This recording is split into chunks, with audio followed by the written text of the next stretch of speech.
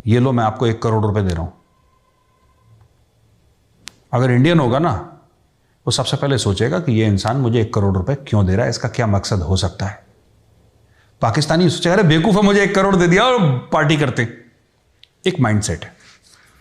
American कमरों के कमरे छोड़कर गए डॉलर के भरे हुए। बेंजामिन फ्रैंकलिन का चेहरा था। $100 कितने में बेंजामिन का होता मुझे नहीं पता। दूसरी चीज, अमेरिकन हथियार छोड़कर गए, जखीरे के जखीरे छोड़कर गए। किसके लिए छोड़कर गए थे भाई? अगर तालिबान के साथ उनका एक टाई अप था, दोहा में अकॉर्ड साइन करे थे, तालिबान ने साइन करे, अमेरिकन ने साइन करे। जब ये सब साइन करा तो क्या अमेरिकन ये नहीं कह सकते थे उनको कि भाई हम अपने हथियार सबको, हम जा रहे हैं, हम ले जाएंगे? पाकिस्तानी मीडिया ने क्या बोला? छोड़कर गए अमेरिकन, दुम दबाकर भाग गए हमारे मुजाहिदीनों ने उनको। ये अंग्रेजी उन्होंने बोली। अमेरिकन वहां पे बैठ के हंस रहे थे कि जाहिलों को देखो, अभी मजा आएगा इनको। और इनको मजा आने लगा। इनको 2-3 महीने के बाद ही मजा आने लगा। अब वो मजा पूरा हो रहा है, अब वो परवान चढ़ रहा है मजा, जिसको कहते हैं ना उरूज पे है मजा। अब दे आर एंजॉइंग इट। क्या है वैभव कि ये सारे अटैक्स में ना ज्यादातर जो वेपन्स यूज करे गए हैं वो अमेरिकन हथियार है। और वो हो ना हो, ये वही हथियार हैं जो अमेरिकन छोड़ कर गए थे। और बलोचों के हाथ में लगे कैसे भैया ये हथियार? इन सब के परिवार कंधार में रहते हैं। And Baloch community is a very active community inside Afghanistan. मैं बलोच फ्रीडम फाइटर्स की बात नहीं कर रहा। नॉर्मली बलोच तो है ही वहां पे, हजारा तो है ही वहां पे, पश्तून तो है ही वहां पे, ताजिक तो है ही वहां पे। जो बीएलए का फाउंडर था बलाच मरी, उसको मारा था अफगानिस्तान के अंदर। इसका मतलब देखिए, बीएलए की रूट्स हैं, बलोचिस्तान नेशनल जो आर्मी है उसकी रूट्स हैं, और इन सब की रूट्स अफगानिस्तान के अंदर हैं। इनके बीवी बच्चे वहां पे रहते हैं वैभव, इनके माँ बाप वहां पे रहते हैं, इनके भाई बहन, इनके बच्चे पढ़ते हैं वहां पे, इनके घर हैं, इनकी प्रॉपर्टीज हैं। And they are under the protection of the Afghan Taliban. वही अफगान तालिबान जिसके इख्तिदार पे आने, जिसके पावर पे आने पे पाकिस्तानियों ने मिठाइयां बांटी थी कि हिंदुस्तान का $3 अरब डूब गया। ये टांगे के घोड़े जैसा माइंडसेट है पाकिस्तानी स्टेट का। Very tactical, not at all strategic. इनको आज का पता है, कल परसों का सोचते ही नहीं है लोग। इनकी प्लानिंग भी ऐसी घटिया टाइप की है। वहां पे अमेरिका ने ऐसा चेस का गेम खेला। अमेरिका इज, अभी जो हो रहा है ना, आप देखिए इनका टोटल डिप्लोमेटिक आइसोलेशन। इनको तो शी जिनपिंग जलील कर रहा है, वो हम बाद में डिस्कस करेंगे। इनको वेस्ट जलील कर रहा है, ठीक है। वेस्ट में सबसे बड़ा जो अमेरिका है वो जलील कर रहा है इनको। कोई बात नहीं कर रहा है इनसे, Bharat nobody is talking. And ये परेशान बावले भाग रहे हैं। इनका डिप्लोमेटिक आइसोलेशन है। फाइनेंशियल आइसोलेशन मुझे बताने की जरूरत नहीं है। $1 अरब मिला IMF का तो ऐसे पागल हो गए कि मतलब जिसको कहते हैं ना कि उनको लगा अरे अबे लौंडा हुआ घर पे, तो पटाखे फोड़ने लगे। जैसे अब वो चलेगा फरवरी में, फिर इनको चाहिए मार्च में पैसा। तो गया है शी जिनपिंग के पास भीख मांगने के लिए। मार्च अप्रैल मई में चले 2-3 महीना हमारा, फिर जून में फिर भीख मांगेगा। अच्छा, ये कजाकिस्तान से भीख मांग रहा है वैभव। देखो ना आप, कजाकिस्तान से कौन भीख मांगता है? Can you imagine somebody begging from Kazakhstan? भाइयों ने कजाकिस्तान को नहीं छोड़ा, रूस को लपेट लिया। रूस हमारा भाई है। ये पाकिस्तानी मीडिया का हर एक एंकर बोलता है रूस हमारा भाई है। मैंने पूछा एक दो से कि भाई तुम्हारा भाई कैसे हो गया रूस? ये उनको नहीं पता कैसे हमारा भाई हो गया, लेकिन रूस हमारा भाई है।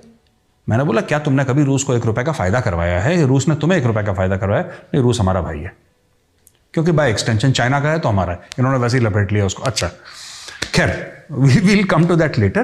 तो बलोच इनको मार रहे हैं। इसमें 2 चीजें हैं जो बड़ी खतरनाक हैं, जो पाकिस्तानी अब सोच रहे हैं सर को जाके। और वो ये नहीं सोच रहे वैभव, वो ये नहीं सोच रहे कि अटैक्स इतने ज्यादा क्यों हो गए। वो तो एक परेशानी का सबब तो है ही ना, दैट यू कैनॉट डिनाई कि भाई इससे परेशानी नहीं होगी, उनकी होगी। नहीं, इशू वो नहीं है, इशू कुछ और है यार। इशू ये है दोस्त, पहली चीज, they are now coming through Iran. पहले ईरान वाला मामला बड़ा ढका छुपा था, अभी खुल के ईरान से आ रहे हैं। और दूसरे, सडनली अचानक जैसे किसी ने स्विच ऑन कर दिया होगा, ये जो बलोच हैं, जो बलोच फ्रीडम फाइटर्स हैं, ठीक है, नेशनल आर्मी के हों, बीएलए के हों, ये जॉइंट ग्रुप्स बना के हों, जो भी हों, XYZ, let's call them Baloch freedom fighters. ये पहले करते थे पेट्रोलिंग पार्टी जा रही है, कॉन्वॉय जा रही है, उसके ऊपर गोली चलाई, 4-5 लोग मार दिए, राइट। वैभव, ये जो इन्होंने ऑपरेशन करा है, 3-4-5 ऑपरेशन कर चुके हैं अभी तक, पिछले 15 दिन में, बड़े बड़े। They never exhibited that capability to plan and actually launch and execute such operations. ये अभी नई कैपेबिलिटी डेवलप हुई है जो कि पाकिस्तानी डीप स्टेट जो है, पाकिस्तानी फौज है, वो अपनी खोपड़ी खुजा रही है कि यार ये बलोचों के हाथ में कौन सी मुर्गी लग गई जो रोज सोने के अंडे दे रही है। आपने एफसी का हेडक्वार्टर अटैक कर दिया और आप लड़े वहां पे, ठीक है। ये पहले उन्होंने नहीं करा था। नेवल बेस पे अटैक करना ये उन्होंने पहले नहीं करा था। खबरें मिल रही है एक मेजर जनरल को निपटा दिया उन्होंने। अब पाकिस्तान में बोलते हैं नहीं बोलते, we don't know what is the truth. हम तो नहीं कह रहे, मरा हमने सुना है सोशल मीडिया पे, हो सकता है खबर झूठी हो सकता है सच्ची हो, we don't know, maybe it's true, maybe it's lies, I don't know. But fact of the matter is कि इनके बहुत लोग मर गए, 40-50 तो मर गए। जो बलोच कह रहे हैं 100, हमें नहीं पता, हमें नहीं पता। बट यार जो पाकिस्तानी कह रहे हैं ना कि 10 पहले मेरे 4 अब, नॉट एट ऑल। इन्होंने अपनी खुद की मीडिया के लिए वो पूरा एरिया ब्लॉक कर दिया। हमारे यहां जब 26/11 हुआ था, media was there reporting live. हमने क्या लॉकडाउन कर दिया? हमने सिर्फ ये बोला मीडिया को कि बिल्कुल बिल्डिंग के पास मत चले जाना, फायरिंग हो रही है वहां पे, चोट लग जाएगी। यहां पे तो पूरा इंटरनेट ऑफ कर दिया, पूरा सील कर दिया, मीडिया जा नहीं सकता। लाइव रिपोर्टिंग मैंने ग्राउंड की नहीं देखी, पाकिस्तानी मीडिया को मैं इतने दिनों से फॉलो कर रहा हूं। Nobody has reported live from ground. नहीं ना, अलाउ कैसे करेंगे यार? वो अलाउ नहीं कर सकते, क्योंकि अगर वहां पे किसी मीडिया वाले ने, हर एक पाकिस्तानी एंकर का अपना एक यूट्यूब चैनल भी तो है, वो टीवी पे कुछ नहीं बोलेगा, यूट्यूब में डाल देगा, वो यूट्यूब में डाल देगा चुपके से। ये जो बलोच की कैपेबिलिटी हुई है, ये कैपेबिलिटी क्लासरूम में बैठ के सिखाई जाती है वैभव, ये जाहिलों को नहीं आती है। कोई तो है जो पाकिस्तान के पीछे बढ़ गया है गंगा जी में हाथ धो के। अब वो लोग कह रहे हैं कि हिंदुस्तानियों ने करा, आई डोंट थिंक इंडिया ने करा है, मुझे नहीं लगता।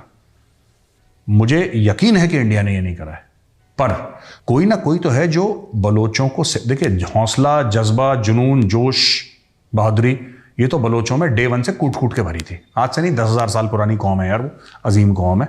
नॉट लाइक कि पाकिस्तान की अजीम फौज नकली, ये बलोच सही में अजीम कौम है और इनको आता है लड़ना। अंग्रेजों के खिलाफ भी लड़े ये लोग, हर किस्म के ऑपरेसर से बलोच लड़े हैं, तो बहादुरी तो थी इनके अंदर। उस बहादुरी को एक धार दे दी है, और किसने दी है मुझे नहीं पता, लेकिन ये जो ऑपरेशन प्लान हुआ है वैभव, मैं आपको सिंपल वर्ड्स में बता दूं, no civilian can plan these operations. ये ऑपरेशन को सिविलियन प्लान नहीं कर सकता। ये मिलिट्री माइंड है किसी का। और मेरे दिमाग में एक बात आ रही है वैभव, मैं ये जो कह रहे हैं ना इंडिया ने करा है, इनको भी सच पता है कि इंडिया ने नहीं करा। जो पाकिस्तानी मीडिया कह रहा है ना वो इंडिया, वो जाहिर सी बात है कि इंडिया ने, वहां पे बात भी ऐसे करते हैं ना अनपढ़ों जैसी, बिल्कुल जैसे कि बिल्कुल ही बुद्धिहीन होंगे, ब्रेक फेल होंगे दिमाग के, वैसी बात है, जाहिर सी बात है। इसमें क्या जाहिर क्या है? इसमें ताने बाने इंडिया से मिले हैं। अरे शायरी मत करो यार, साफ सीधी बात हो, ग्रिड रेफरेंस की बात करो। माजी में ये कहा जाता है कि अशरफ गनी इनकी हिमायत करते बलोच लिग्दी पसंदों का, अब तालिबान की भी हुकूमत है और फेंस भी लग चुकी है, फिर किस तरह ये लोग आते हैं? देखिए फेंस जो है अभी उसमें 20 किलोमीटर इलाका रहता है, और अशरफ गनी अगर वहाँ नहीं है, लेकिन अशरफ गनी के चेले वहाँ पे, इंडिया जो है, रॉ जो है वो मौजूद है। वो कोई मौका पाकिस्तान को नुकसान पहुँचाने का हाथ से नहीं जाने देता, और उनकी पूरी कोशिश है कि पाकिस्तान में अमन व अमान का मसला पैदा हो, लेकिन इंशाल्लाह। तो वैभव जब ये दासू में अटैक हुआ था ना, दासू डैम पे, वो 9-10 चाइनीज इंजीनियर मारे थे, 13, 14, 15 लोग मरे थे, लेकिन पाकिस्तानी कभी अपने खुद के लोगों की तो गिनती गिनते ही नहीं ना। Doesn't matter how many Pakistanis die, they don't care about their own people. खैर, तो ये लोग शेख रशीद वगैरह, ठीक है, ये पहुंच गया चाइना कि साहब ये तो इंडिया की करतूत है, इंडिया की साजिश है, साजिशें करदा है इंडिया, बिरला मंदिर की घंटियां बजा बजा के, है ना, राह की साजिश है। ये सब करके ये गए भाई साहब बोलने के लिए। तो चाइनीज ने एक सिंपल बात बोली, इनके फौजी लोग भी गए थे और शेख रशीद ये सब गए थे। तो चाइनीज ने सिंपल बात बोली कि अगर आपको लगता है भारत ने करा है तो भैया आपकी एजेंसीज काम करती हैं पाकिस्तान में, हमारी तो नहीं करती ना, आपकी काम करती हैं। आप इस्लामाबाद में एक शानदार सी प्रेस कॉन्फ्रेंस बुलाइए और उसमें बोल दीजिए कि साहब इंडिया ने करा है। सांप सूंघ गया पाकिस्तानी को। आज तक वो प्रेस कॉन्फ्रेंस नहीं हुई, आज तक। कितने महीने बीत गए दासू को, ठीक है। अब मैं आपको बताता हूं मुझे क्या डाउट है। इसमें कोई शक नहीं है, कि पाकिस्तानी आर्मी ने टेररिस्ट पैदा भी करे हैं और टेररिस्ट के खिलाफ लड़ी भी है, इसमें कोई शक नहीं है। हार्डन्ड टेररिस्ट के खिलाफ पाकिस्तानी आर्मी ने वजीरिस्तान में ऑपरेशंस करे हैं, इसमें कोई डाउट नहीं है। रद्दुल फसाद हो गया, ज़रब अज़ब हो गया, और भी 3-4 हैं, राह निजात हो गया, और भी इनके ऑपरेशंस हैं, ठीक ठाक करे एक लेवल तक। मैं ये नहीं कह रहा परफेक्ट ऑपरेशंस होते नहीं यार, मिलिट्री में कहीं भी नहीं होते, वो वंस इन अ वाइल कुछ हो जाता है, लेकिन गलतियां होती हैं, सबसे होती हैं। अच्छा, मैं आपको बताता हूं, मुझे जो लगता है इंडियन आर्मी कौन है ऐसा जो पाकिस्तानी फौज को बहुत करीबी से जानता हो, जो ये बता दे कि एफसी का ये हेडक्वार्टर अटैक करो, तुम यहां जाओ, ऐसे जाओ, ऐसे जाओ, ये नक्शा है। क्योंकि फौजी उसके नक्शे भी कॉन्फिडेंशियल होते हैं, वो आप डाउनलोड नहीं कर सकते इंटरनेट से, ठीक है।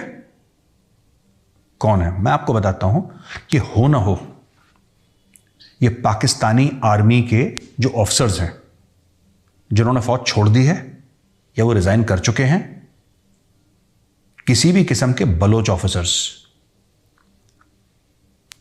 क्योंकि यार किसी ना किसी का तो रिश्तेदार इन्होंने मारा होगा। देखो, जो बलोच अगर कोई अफसर है पाकिस्तानी फौज में, ब्रिगेडियर होगा, कर्नल होगा, कोई भी होगा, क्योंकि ये जो ऑपरेशन है ना, ये सिविलियंस के बस का है ही नहीं वैभव, ये है ही नहीं सिविलियंस के बस का। This is not possible. और आप पाकिस्तानी आर्मी के कैंप की बात, फिर आप नेवल बेस की बात कर रहे हैं।